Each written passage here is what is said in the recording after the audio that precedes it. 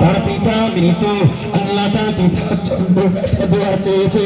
ও রব্বুল আলামিন, আপনার 110টি বান্দার জন্য আল্লাহ 1000টা করে টাকা দিয়েছি।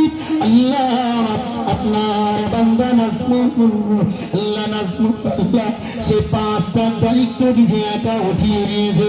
আল্লাহ তার দানকে কবুল করুন, আল্লাহ উদ্দেশ্যকে সফল করুন। আল্লাহ মেহরবানি করে এ দানের পুণ্য সওয়াব আল্লাহ তার আব্বা জানের রূহে পৌঁছে দে। আল্লাহ তার আব্বা জানের রূহটারে জান্নাতের উচ্চ মাকাম জান্নাতুল ফিরদাউস যারে নসিব করে দিন। তুই জোরে জোরে বলেন আল্লাহুম্মা আমিন, একটু মহব্বত করে বলেন না আমিন। 8টা শিগগিরই বলেন। 8টা হয়েছে। আমি বলেছি মায়েদের কাছ থেকে এখন আসেনি, ঝম্পট মায়েদের কাছে কমিটির অন্তত 5-7 জন পাঠিয়ে দেন। এই রাস্তায় যাতায়াত করবে কিছু